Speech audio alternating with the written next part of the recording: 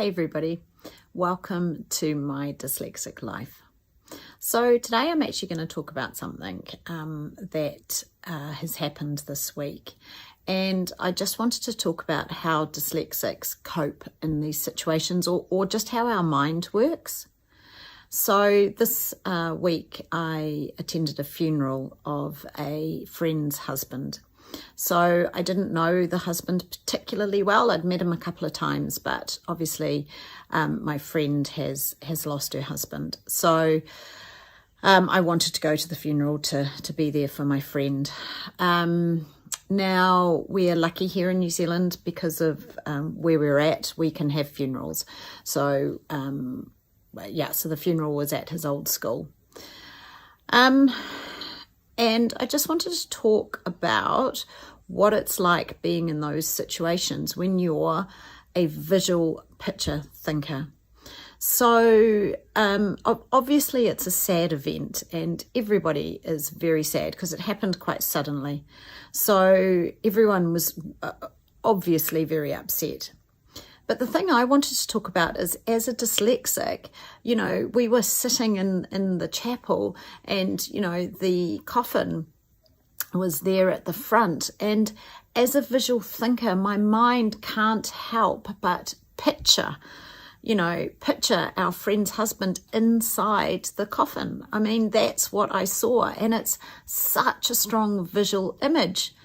And, you know, because you're seeing that, it's not even a choice. I'm just like, I look at it, I looked at the scene, and of course my brain starts really seeing in detail, really thinking, oh my gosh, you know, he's inside that coffin. And that produces such a strong emotion because, you know, our pictures, what we see in our head is what drives how we feel. And you know, of course it was sad. Everybody was sad. But if you're a dyslexic, then that's what your mind can do. You can picture that as if it's real. It's like being in a movie. And, you know, in the movie, I'm thinking about how it is inside, and just picturing him in the box constantly. So it's a really horrible feeling. I mean, it's really not nice. And, you know, the other thing that happened was that evening, that movie just kept playing and playing in my head. You know, I could not get to sleep that night because I kept replaying the funeral. And of course, for me, with my ability to think in pictures, part of the funeral is seeing him inside. Now, it wasn't an open casket, it was a closed casket.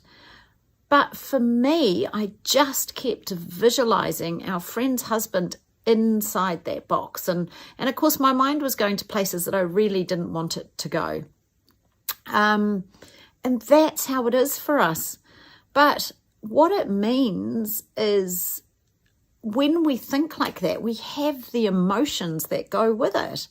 So I was getting very, very upset, but it was that visual picture that was really driving that emotion and this horrible feeling inside. So that's part of our thinking style. That's what happens when we think in pictures.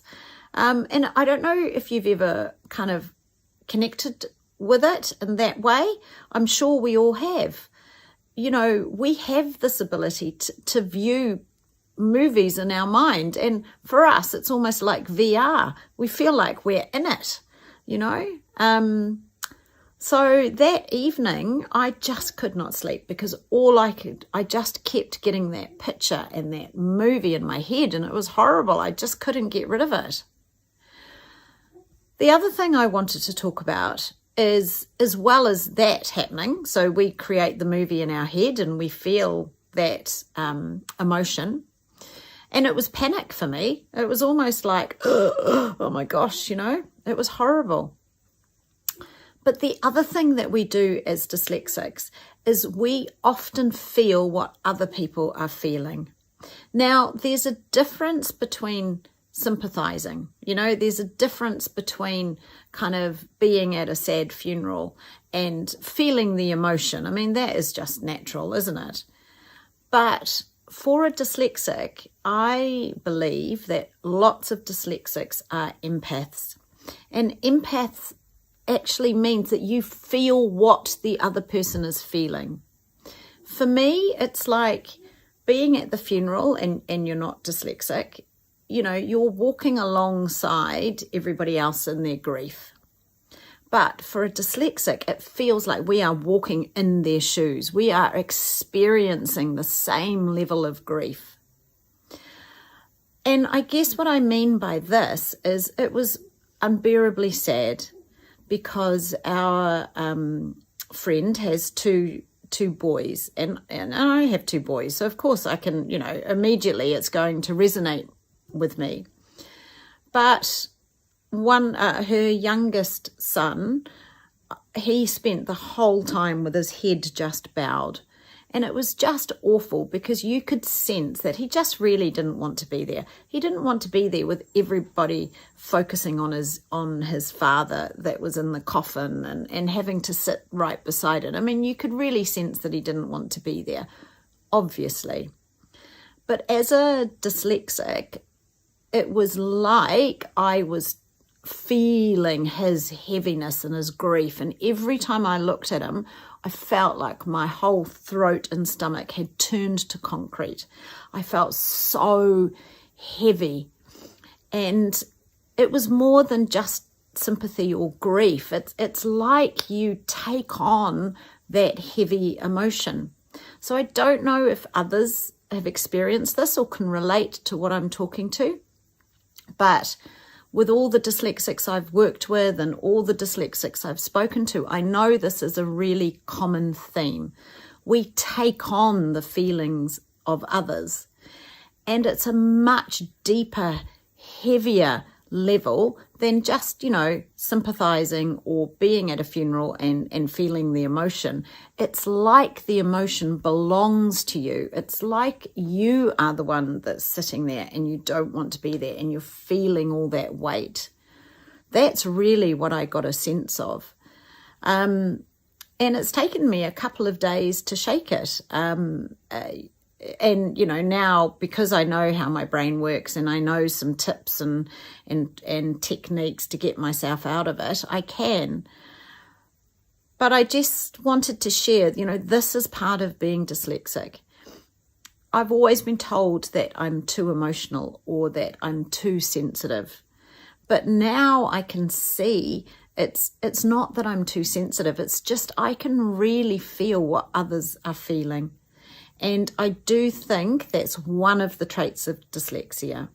Not every dyslexic is going to be like this, but I do think it is something that we have the ability to do. We have that ability to really feel others' emotions like they're ours. So it's been a pretty tough week, and I'm so glad I went because, you know, I wanted to show my friend that I was there for her. But yeah, it really brought back some of my dyslexic thinking styles that I haven't had to experience for a while. I think because I've done a bit of self-work and I've got my tools now, I don't go off into those movies as much as I used to.